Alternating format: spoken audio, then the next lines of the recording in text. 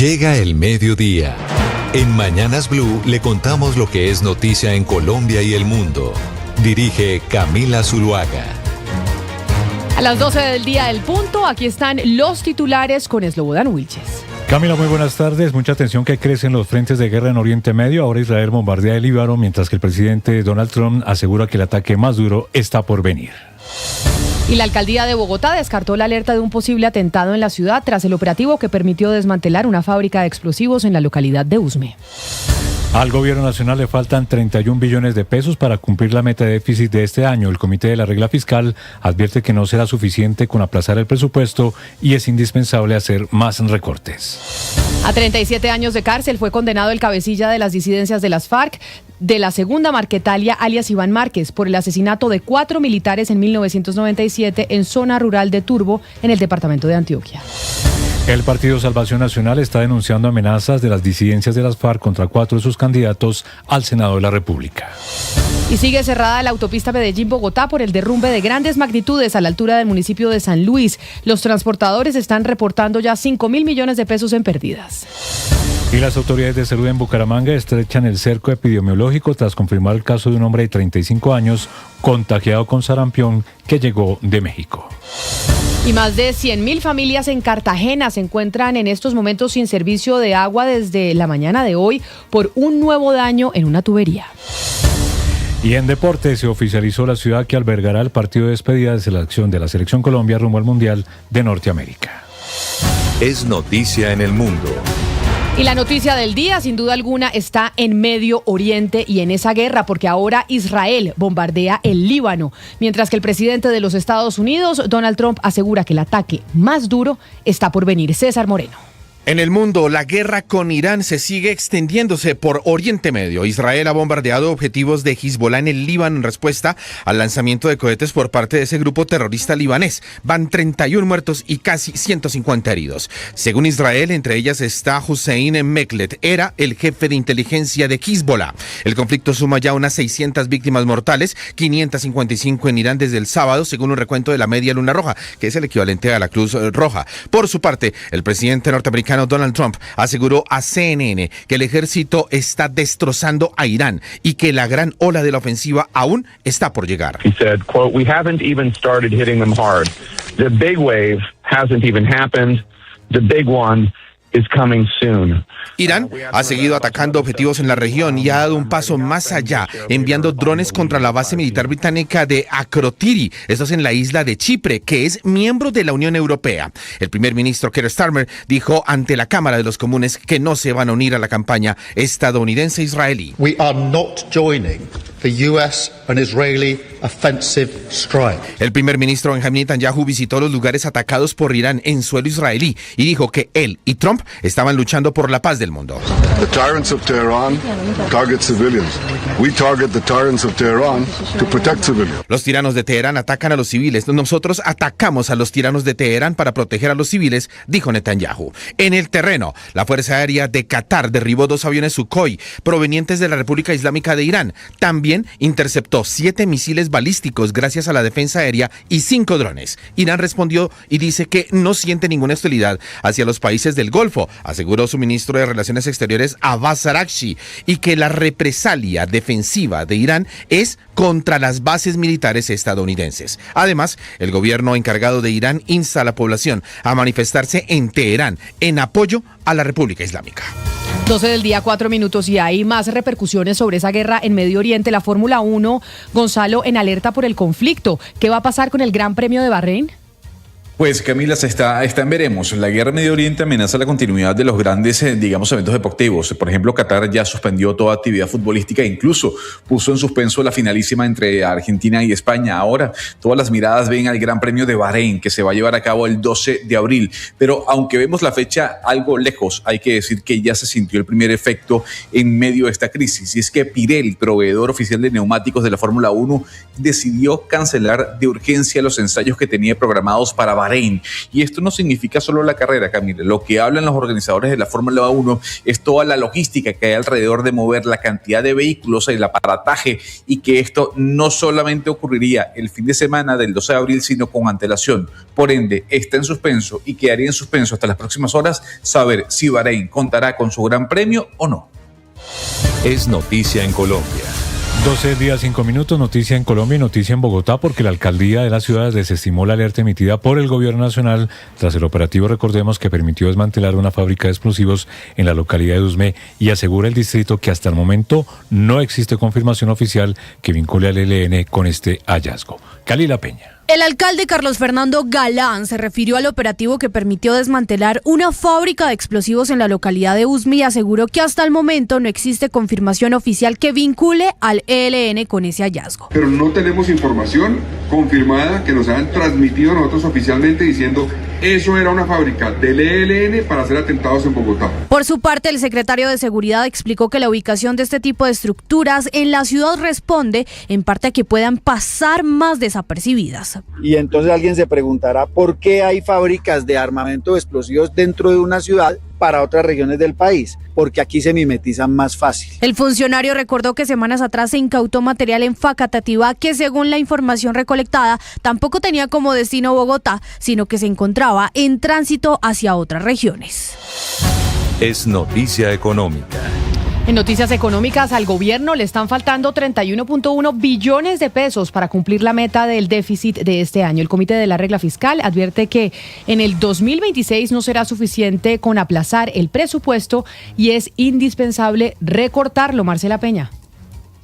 Así es, Camila, aunque a comienzo de año el gobierno presentó unas proyecciones según las cuales tendríamos un superávit primario, la realidad de las finanzas públicas es otra, así lo dice el Comité Autónomo de la Regla Fiscal, quien estima que los gastos de este año van a ser iguales o superiores a los del año pasado. Por eso se requiere un recorte del presupuesto de por lo menos 16.8 billones de pesos. No será suficiente, dice el comité, con simplemente congelar los gastos ni con hacer control de caja, que fue lo que vimos el año pasado y el antepasado. También advierte el comité que es urgente que el país tome medidas de reforma de largo plazo, por ejemplo, reformas a los gastos, y que use activamente el incidente de impacto fiscal, es decir, que aplace los impactos de leyes ya aprobadas, como por ejemplo la reforma pensional y la reforma de transferencias a las regiones. Es noticia judicial.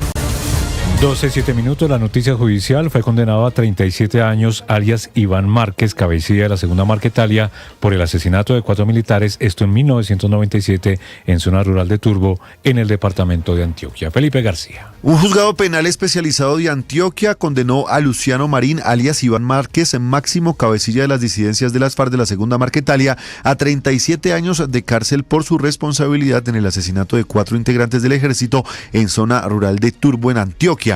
La decisión se produjo tras las pruebas presentadas por la Fiscalía, que lo halló culpable de los delitos de homicidio agravado, tentativa de homicidio en persona protegida y secuestro extorsivo agravado. Los hechos ocurrieron el 2 de julio del 97, cuando el hoy condenado integraba el secretariado de las extintas FARC y era el máximo segundo cabecilla del bloque noroccidental. Según la investigación, una estructura bajo su mando ejecutó el crimen siguiendo lineamientos directos impartidos por él cuando era jefe guerrillero. Las víctimas pertenecían a la Brigada 17 del Ejército. Inicialmente, los 3 uniformados, el capitán Carlos Enrique Vidal y los soldados, resultaron heridos en combates con frentes criminales. Mientras recibían atención del enfermero de combate Fabio Pineda, fueron interceptados por hombres armados, quienes luego de esto los asesinaron. Es noticia política.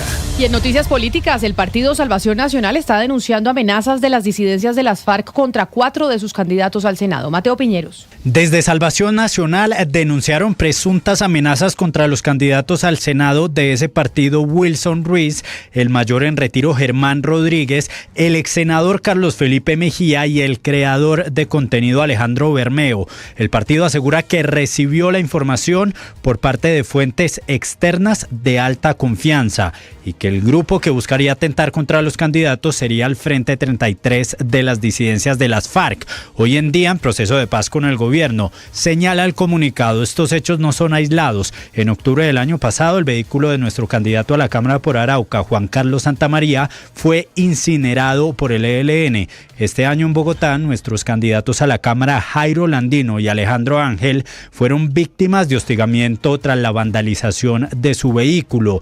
Los 4 aspirantes al Senado de Salvación Nacional ya interpusieron las denuncias ante las autoridades y alertaron a la Unidad Nacional de Protección.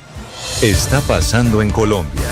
12:10, las autoridades en el departamento del Meta rescataron en las últimas horas a 13 personas que habían sido secuestradas por disidentes de las FARC. Una llamada fue clave para lograr su liberación. Vamos a Villavicencio, Carlos Andrés Pérez. El hecho ocurrió en zona rural del municipio de Puerto Lleras Meta, hasta donde habrían llegado hombres armados a una finca e ingresaron a la fuerza, intimidaron a los trabajadores y secuestraron a 13 personas que se encontraban allí. Gracias a una llamada que alertó a las autoridades, soldados del Gaula Militar acudieron al lugar y en medio del operativo los delincuentes huyeron dejando a las víctimas abandonadas. Al respecto, el coronel César Julio Remolina, comandante de la 7ª Brigada. Los bandidos o delincuentes, al notar esta presencia, se dan a la huida. En la persecución se logra la recuperación de un vehículo con 11 celulares y un radio. Este hecho se le atribuye al grupo autodenominado Frente Iván Merchant. De esta manera, 13 personas recobraron su libertad. Según las autoridades, se trataba de un secuestro extorsivo. Ante esta situación, recomiendan a las comunidades la línea 147 del Gaula Militar. Es noticia en Antioquia.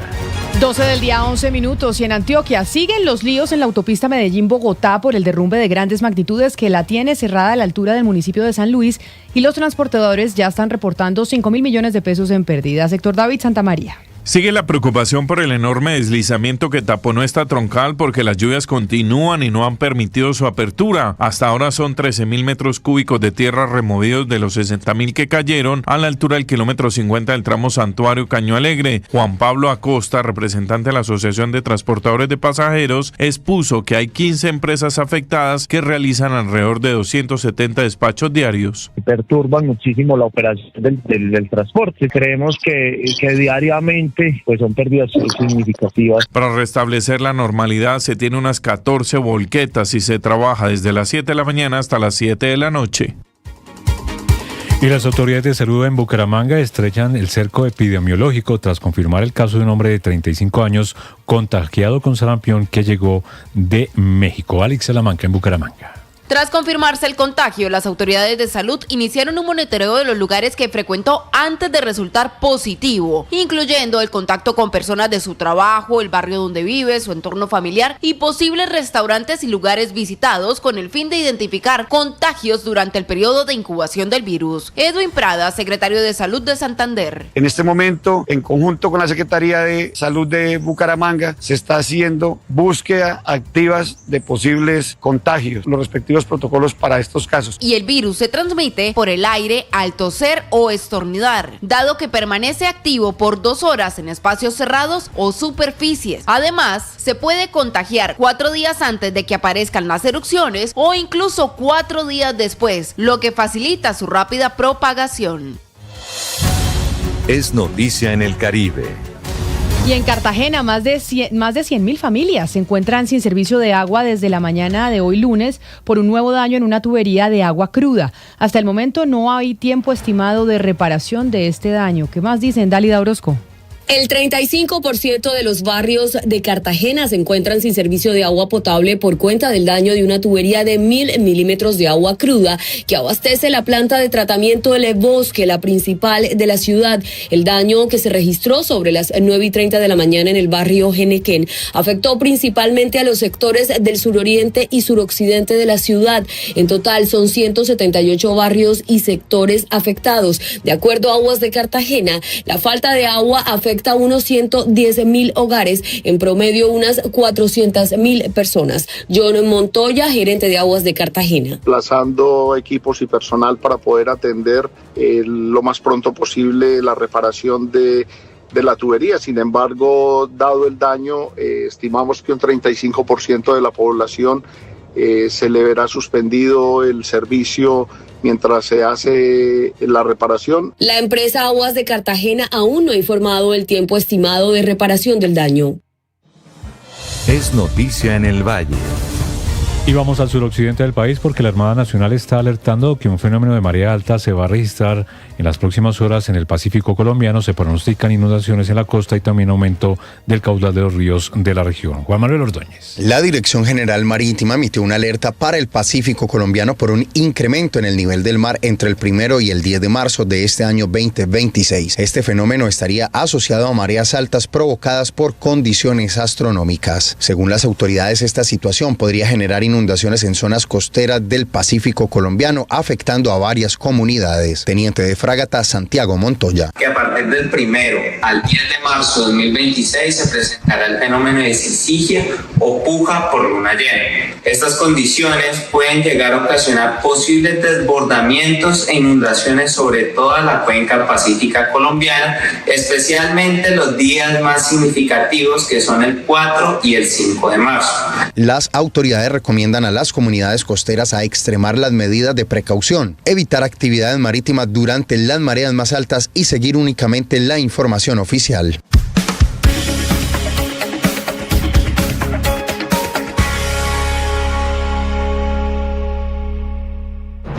Lo que es noticia en Bogotá, Medellín, Cali, Barranquilla, Bucaramanga. En Mañanas Blue le contamos lo que es noticia en Colombia y el mundo. Dirige Camila Zuluaga. 12 del día, 16 minutos y continuamos con las noticias. En esta oportunidad son deportivas. Es noticia deportiva. Y en noticias deportivas, Santiago Saray, se oficializó cuál va a ser la ciudad que albergará el partido de despedida de la Selección Colombia rumbo al Mundial en Estados Unidos. Así es, Camila. En un evento llamado el Club de la Sele, el presidente de la Federación Colombiana de Fútbol, Ramón Yesurún, confirmó a Bogotá. Bogotá será la sede del compromiso de despedida que tendrá la Selección Colombia previo a su viaje a los Estados Unidos. Escuchemos a Ramón Yesurún. Lo que está establecido es que va a ser en Bogotá el día 29 de mayo. El rival lo daremos a conocer, yo creo que en las próximas horas. Eso está prácticamente acordado con la alcaldía de Bogotá, con los empresarios del Estadio El Campín, y creo que no va a sufrir ninguna modificación. Y es posible, o prácticamente es un hecho, que el día 7 de junio, ya en terreno, en este caso los Estados Unidos, jugaremos el último partido preparatorio antes del inicio del Mundial. Precisamente ese 7 de junio será ante la selección de Jordania, el último partido de preparación que tendrá la Selección Colombia en San Diego, California, y el 17 del mismo mes, el 17 de junio, Colombia debutará en el Mundial de Fútbol en el Estadio Azteca frente a Uzbekistán. Sí, porque Camila, no sé si vio esa extraordinaria sede que inauguró la Selección Colombia en Barranquilla. Ahí se amarró la Selección Colombia para décadas. Para la crítica que teníamos muchos, Oscar pero feliz. Oscar ya y los barranquilleros dicen que Infantino la inauguró, estuvo toda la élite del fútbol. Sí, pero si es la casa de la Selección Colombia. No, pero no cambia. Oscar, yo viví 4 casas. Sí, yo creo que usted también ha cambiado de casas en su vida. No. Pero bueno, ya se quedó en Barranquilla. Allá ya se quedó en Barranquilla la Selección Colombia. Hotel 5 estrellas. Es tendencia en Colombia.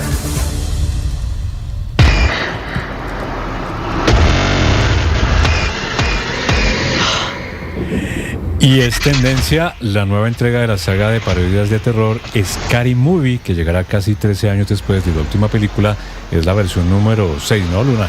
Buenas tardes. Buenas tardes, así es, pues le cuento que después de varios años de rumores y expectativa entre seguidores de la saga, finalmente se estrenó el tráiler oficial de Scary Movie 6, marcando el regreso de una de las franquicias de comedia y terror más recordadas de los años 2000. La nueva entrega llegará a los cines el próximo 5 de junio de 2026, casi 13 años después del estreno de su última película. En esta ocasión, la historia retoma los personajes icónicos originales, entre ellos Cindy y Brenda. El adelanto muestra que la película volverá a burlarse de las producciones de terror más populares de los últimos años, con referencias a películas como Megan, La Sustancia, Destino Final, Halloween y Pecadores. Hemos vuelto, se escucha al inicio del tráiler. Cabe recordar que la saga de Scary Movie fue todo un éxito en la década de los 2000, especialmente en su primera entrega. Ahora, más de una década después, la apuesta es conquistar a una nueva generación de espectadores. Play bad music, do some half gay shit. Why just half gay?